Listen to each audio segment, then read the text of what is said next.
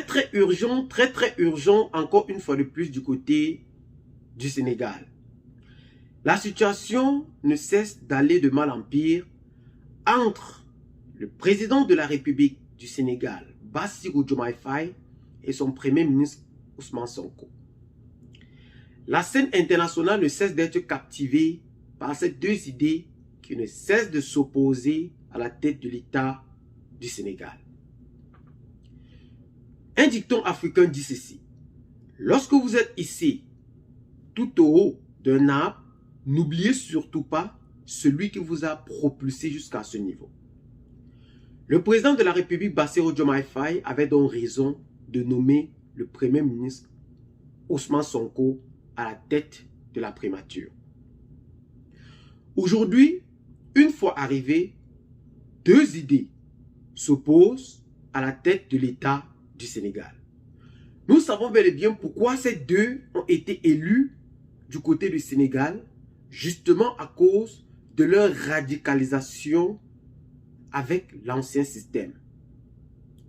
Mais que se passe-t-il réellement du côté du Sénégal pour que les deux hommes qui avaient une même ambition politique au départ se trouvent aujourd'hui à cheval entre la promesse électorale et ce qui doit être fait à la tête de l'État du Sénégal? Pour cela, je m'en vais vous conter une petite histoire. En mai dernier, le premier ministre Ousmane Sonko avait annoncé avec exactitude la fermeture des bases militaires françaises au Sénégal. Lors d'une conférence de presse avec le président du LFI, Jean-Luc Mélenchon, en France, à Dakar, le tout-puissant Premier ministre avait donc sorti ses griffes pour rassasier sa population tout en leur rassurant de la fermeture des bases militaires au Sénégal suite à ces questionnements de l'intégrité et de la réelle indépendance. Ces bases militaires suscitent des interrogations légitimes. Plus de 60 ans après nos indépendances. Nous devons nous interroger sur les raisons pour lesquelles l'armée française, par exemple, bénéficie toujours de plusieurs bases militaires dans nos pays et sur l'impact de cette présence sur notre souveraineté nationale et notre autonomie stratégique. En mai 1966, le général de Gaulle engagea la France à se retirer du commandement intégré de l'OTAN, qui disposait alors d'une dizaine de bases militaires en France. Et la conséquence, nous la savons. Et justifia cette décision par la volonté de la France de disposer d'elle-même, volonté qui est incompatible avec une organisation de défense dans laquelle elle est subordonnée. Je réitère ici la volonté du Sénégal de disposer de lui-même, laquelle volonté est incompatible avec la présence durable de bases militaires étrangères au Sénégal. Mais aujourd'hui, nous constatons avec beaucoup d'ardeur ou avec beaucoup de stupéfaction que le premier ministre tout-puissant, premier ministre Ousmane Sonko, aujourd'hui tarde à fermer ses bases militaires au Sénégal. A-t-il réellement renoncé à la fermeture de ces bases militaires françaises au Sénégal? Nous pensons que non. Le Mali, le Niger et le Burkina Faso, tous issus d'un coup d'État, 3 mois après leur arrivée au pouvoir, ont annoncé la fermeture des bases militaires françaises sur leur territoire. Ce sont ces derniers qui avaient appelé, dans des décennies passées, les Français de leur venir en aide pour lutter contre le terrorisme. Mais après plusieurs constats, ces pays ne cessent d'être toujours endeuillés malgré la présence de ces militaires françaises sur le sol de l'AES, aujourd'hui connu. Ils ont donc décidé de la fermeture de ces bases militaires pour annoncer leur souveraineté réelle retrouvée. Ceci 3 mois après. Mais ils ont aussi annoncé leur intention de sortir de la CEDEAO. Nous connaissons, en tout état de cause, que le premier ministre Ousmane Sonko avait annoncé aux yeux du monde que le Sénégal devrait suivre et prendre les pas du Mali, du Burkina Faso et du Niger qui forment aujourd'hui une coalition ou une confédération appelée AES. Aujourd'hui, à la tête de la primature, il se retrouve donc à cheval entre les promesses électorales et en réalité, la réalité du pouvoir. Le Premier ministre se trouve aujourd'hui confronté entre ses dits et ce qui doit être fait. Si je suis élu président de la République du Sénégal, j'envoyerai des troupes pour soutenir le Mali, disait d'ores et déjà le Premier ministre actuel Ousmane Sonko le 18 août 2022. Aujourd'hui, Premier ministre, a-t-il réellement le pouvoir de décider de l'envoi de ces troupes sur le territoire malien?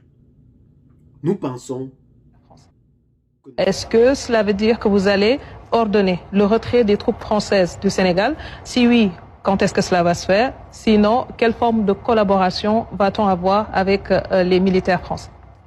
Non, je ne peux pas dire quand ça va se faire à telle date, parce que même les modifications qui interviennent dans les relations entre pays doivent être, de mon point de vue, discutées en toute sérénité, en toute amicalité, en toute amitié. Je ne pense pas qu'on ait besoin aujourd'hui, quel que soit le partenaire, d'avoir des ruptures brutales. Le président de la République du Sénégal, BDF, Bassirou Diomaye Faye, a donc dit en haute et intelligible voix par rapport au départ de ces troupes françaises qu'ils vont négocier en toute amitié et sans brutalité le départ des forces françaises sur le sol sénégalais. Ce qui va en toute rupture avec la pensée que nous savons du leader du PASTEF, Ousmane Sonko.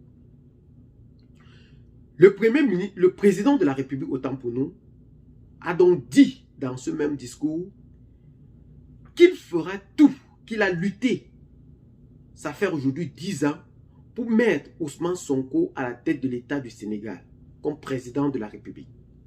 Mais il ne lâchera pas. De ce dit, est-il en train de vouloir plutôt céder le pouvoir à son mentor Ousmane Sonko, puisque la réalité des dits et ce qui est en train de se passer le dépasse? Ou voudrait-il réellement prendre une radicalisation vis-à-vis de ses idées pour mieux écarter le président du PASTEF, Ousmane Sonko? Mais aujourd'hui, à travers ces dits, une chose est claire. Nous savons que les deux ne marchent plus sur une même ligne, vu la radicalisation de leur élection au pouvoir. Nous comprenons que tout ceci, aujourd'hui, n'est qu'une continuité de ce qui est en train, ce qui se passait, au fait, avec Macky Sall. C'est ce qui est en train de se passer encore aujourd'hui. Sans toutefois exclure le Premier ministre Ousmane Sonko, nous savons que ce dernier a beaucoup de mots à dire. Malgré qu'il ne peut plus peser ou qu'il ne peut pas autant peser que pour le président de la République ou pour qui le dernier mot en revient. Mais nous connaissons aussi que Bassirou Diomaye Faye est actuellement entre le marteau et l'enclume de ce qui est dit et de ce qui doit être fait. C'est ce qui se passe et c'est la réalité réelle et ce que nous devons comprendre. Le radicalisme de son panafricanisme qu'il a voulu installer à la tête de l'État est en train de le dépasser. Le président Ousmane Sonko aujourd'hui a pris un écart, un silence maximal pour observer les choses se dérouler comme il le souhaite parce qu'aujourd'hui, il est président de la République du Sénégal.